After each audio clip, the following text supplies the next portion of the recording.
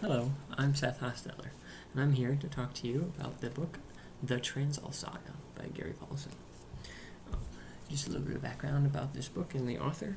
Gary Paulson is an author who has written a lot of survival type books, most notably Hatchet, which is a book that I also really enjoyed. He writes a lot of books about survival where somebody has to be in nature and do adventures, stuff like that.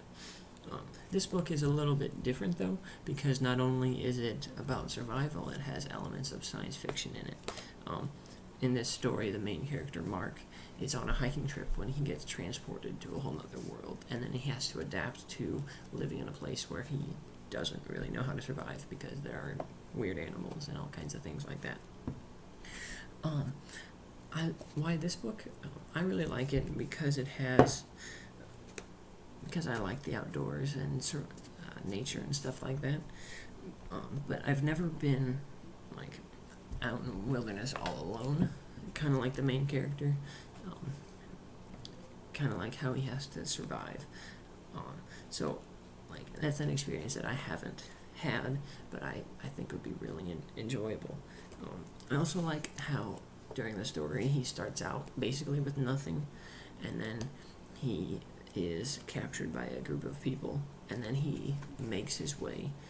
He builds respect with them and eventually becomes a warrior of the tribe, and I really think that's a neat story that his success can be really relatable. The most intense part of the book is when he is chased by a group of warriors who are trying to capture him. There are quite a few of them, but he leads them through territory that he has a lot of experience with, through the jungle, and he lays traps for them and lures them into quicksand and gets them attacked by animals, and basically uses his knowledge of the surroundings to defeat all these enemies. And at the end, he makes his way out.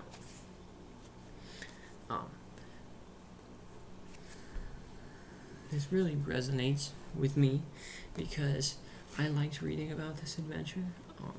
I like stories like that, but it's not necessarily an event that I would live through myself.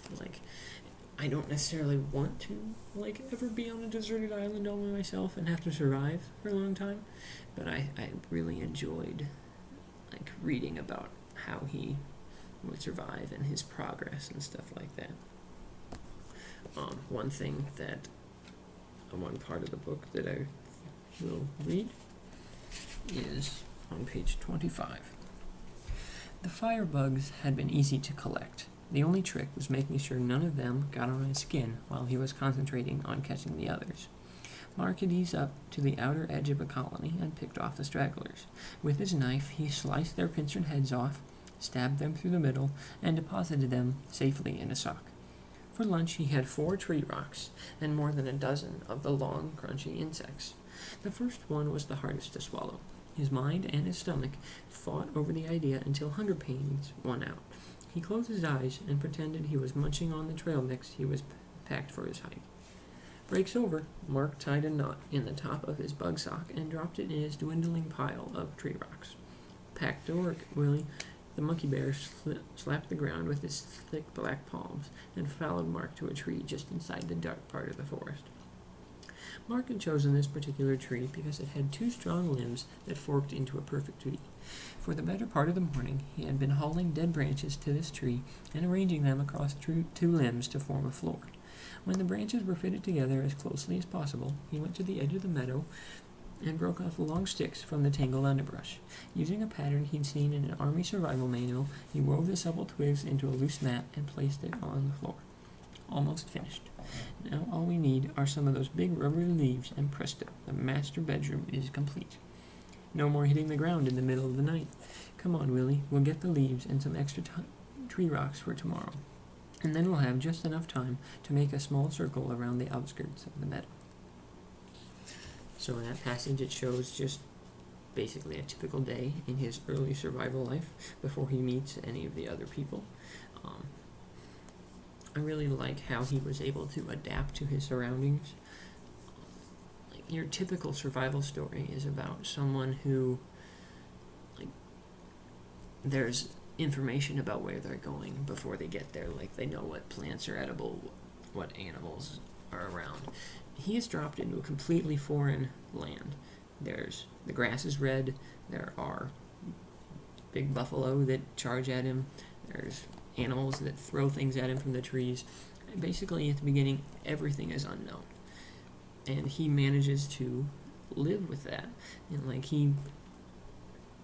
then after that, like when he starts meeting people, he adapts and like learns their language and can interact with them and like be a part of their culture. And those interactions also are pretty like cool to me. And I think that he, like the way that he reacts to his new life, I think is a really impressive tale of survival.